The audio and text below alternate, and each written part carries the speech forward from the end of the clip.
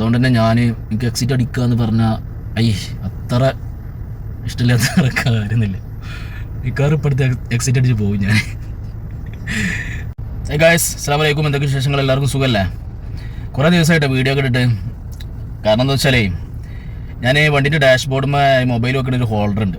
അപ്പോൾ അതിന് മൊബൈൽ വെച്ചുകൊണ്ട് വണ്ടി മൂവ് ചെയ്യും. അതായത് ഒരു 100-120 സ്പീഡിൽ മൂവ് ചെയ്യുന്ന സമയത്ത് ഞാൻ ജസ്റ്റ് ഫ്രണ്ടേജ് ഇങ്ങനെ റോഡ് ഇങ്ങനെ വീഡിയോ എടുക്കാൻ വേണ്ടിയിട്ട് സെറ്റ് ചെയ്ത് വെച്ചുകൊണ്ട് ക്യാമറ ഓൺ ആക്കിക്കാണ്ട് വണ്ടി ഡ്രൈവ് ചെയ്ത് പോയി.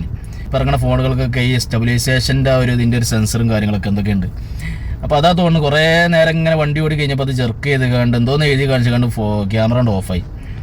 അപ്പോൾ അങ്ങനെയൊക്കെ ചെയ്യണമില്ലെങ്കിൽ ശ്രദ്ധിക്കുക. നല്ല വില കൂടിയ ഫോണൊക്കെ ഉണ്ടെങ്കിൽ ഇത് 40,000 രൂപേൻ്റെ ഫോണാണ്. അപ്പോൾ ഐഫോണും കാര്യങ്ങളൊക്കെ അങ്ങനെ യൂസ് ചെയ്യണമല്ലെങ്കിൽ ഒന്ന് ശ്രദ്ധിക്കുക. കാരണം വണ്ടി മൂവ് ചെയ്യുമ്പോൾ അതിൻ്റെ ജെർക്കിങ്ങിന് ഈ ഒരു സെൻസറിൻ്റെ കംപ്ലയിൻറ്റും കാര്യങ്ങളൊക്കെ വരാൻ സാധ്യത കൂടുതലാണ്. അപ്പോൾ ഏതായാലും ഇപ്പോൾ ഞാൻ തന്നെ വീഡിയോ എടുക്കുന്നത്, പക്ഷേ ഇടയ്ക്ക് ക്യാമറ ഓഫായി പോകുന്നുണ്ട്.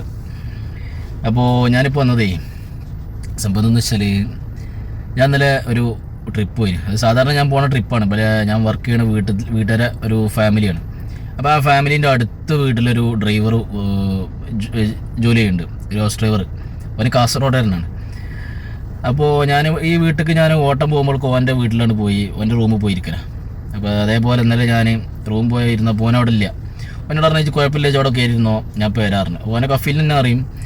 അപ്പോൾ വിഷയം കാര്യങ്ങളൊന്നുമില്ല. അപ്പോൾ ഞാൻ പോയപ്പോൾ ഒരു വീഡിയോ എടുത്തതാണ്. വീഡിയോ എടുത്ത് ഓനോട് പറഞ്ഞിരിക്കണം കേട്ടോ. അപ്പോൾ ഓനപ്പോൾ അവിടെ സ്ഥലത്തില്ല. ഓൻ വന്നതിന് ശേഷം ഓനോട് പറഞ്ഞു. അങ്ങനെ ഞാൻ ആ വീഡിയോ ഒന്ന് കാണിച്ചു തരാം നിങ്ങൾക്ക്. അപ്പോൾ ഇതാണ് ഞാൻ ആ പറഞ്ഞ റൂം. രാത്രിയാണ് വീഡിയോ എടുക്കുന്നത്. അതുകൊണ്ട് തന്നെ രാത്രിക്കത്തെ ഇതും ഫോണിൻ്റെ ക്ലാരിറ്റി കുറവൊക്കെ കൂടെ കുറച്ചൊരു ക്ലാരിറ്റി കുറവുണ്ടാവും. അപ്പോൾ ഞാൻ റോട്ടുമെന്ന് കാണാണ് എടുക്കുന്നത്. ഇത് എൻ്റെ റൂമിലേക്ക് കയറാനുള്ള ഡോറ്. റോട്ടുമല്ല, മുറ്റത്തുനിന്ന് കണ്ട, വീടിൻ്റെ മുറ്റത്തുനിന്ന് കണ്ട്. അങ്ങനെ ഡോറിൻ്റെ നേരെ മേലെ എന്തൊക്കെ കുറേ ബ്ലാങ്കറ്റ് കാര്യങ്ങൾ എന്തൊക്കെ വെച്ചിട്ടുണ്ട്. അങ്ങനെ നമ്മളാണ്ട് കിടന്നാൽ റൈറ്റ് സൈഡിൽ നേരെ ഈ ഒരു തുണി തൂക്കിയിട്ടിരിക്കണതാ, അത് ബാത്റൂമാണ്. അതായത് പുറത്തുനിന്ന് ആരെങ്കിലും പെട്ടെന്ന് കയറി വന്നാൽ അവിടെ ഡോറും കാര്യങ്ങളൊന്നുമില്ല, ആ ബാത്റൂമാണത്. പിന്നെ ലെഫ്റ്റ് സൈഡിൽ ഇതാണ് അവൻ്റെ റൂം.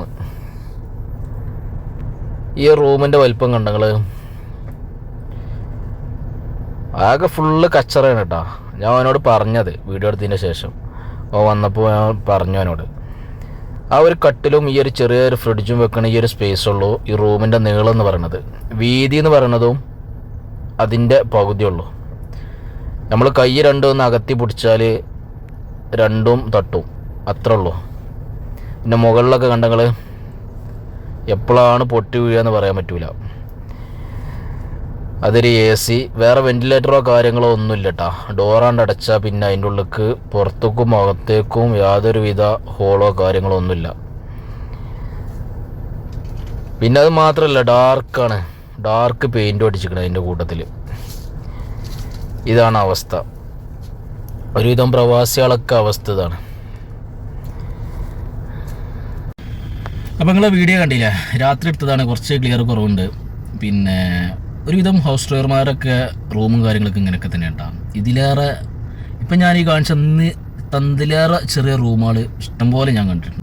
നാട്ടിൽ ചിലപ്പോൾ നല്ല സെറ്റപ്പും കാര്യങ്ങളൊക്കെ കേൾക്കാറും, നല്ല വീടും കാര്യങ്ങളൊക്കെ കേൾക്കാറും. പക്ഷേ നിങ്ങൾ ഒരുവിധം പ്രവാസികളൊക്കെ ഇപ്പോൾ ബെഡ് സ്പേസ് ആണെങ്കിലും, ഇപ്പോൾ സൗദി അറേബ്യയിലോ അല്ലെങ്കിൽ ദുബായിലോ ഒക്കെ ആണെങ്കിലും ഇത്തരം ചെറിയ റൂമുകളിലാണ് അധിക പേരും താമസിക്കുന്നത്.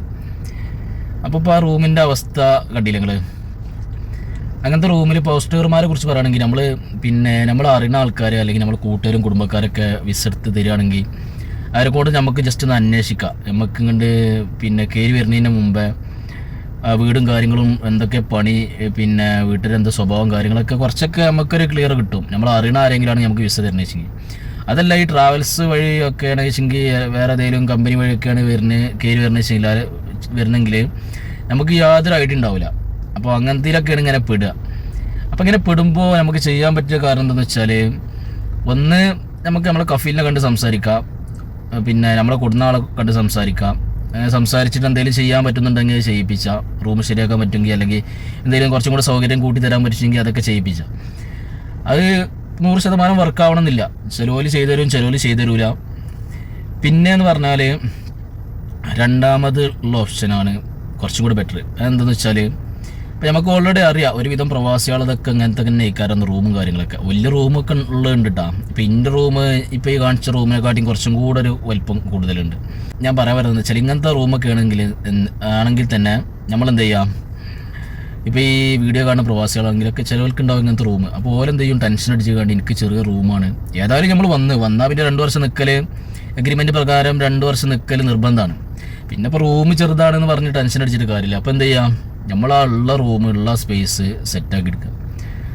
ഈ കച്ചറയും കാര്യങ്ങളൊന്നും വലിച്ചു വാരിടാതെ ഫുഡ് വേസ്റ്റും കാര്യങ്ങളും എല്ലേതും ഒഴിവാക്കിക്കാണ്ട് ആവശ്യമുള്ള സാധനങ്ങൾ മാത്രം സെറ്റാക്കിക്കാണ്ട് ഈ ആങ്കറൊക്കെ ഉണ്ടല്ലോ, നമ്മൾ ഡ്രസ്സൊക്കെ കൊളുത്തി വെക്കണ ആങ്കറിന് പകരം ഡ്രസ്സൊക്കെ മടക്കി വെക്കുക.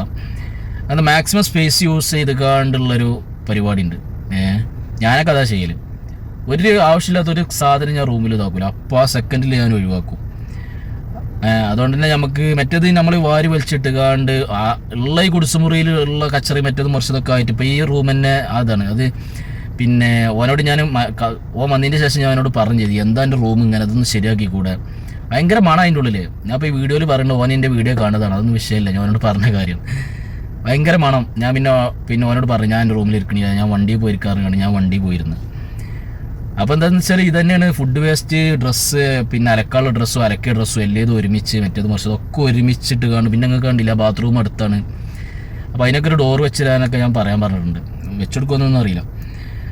അപ്പോൾ നമ്മളെന്ത് ചെയ്യുക, നമ്മളത് റൂം ചെറുതല്ലേ എന്ന് വേറെ മാർഗ്ഗമൊന്നുമില്ലല്ലോ നമുക്ക്.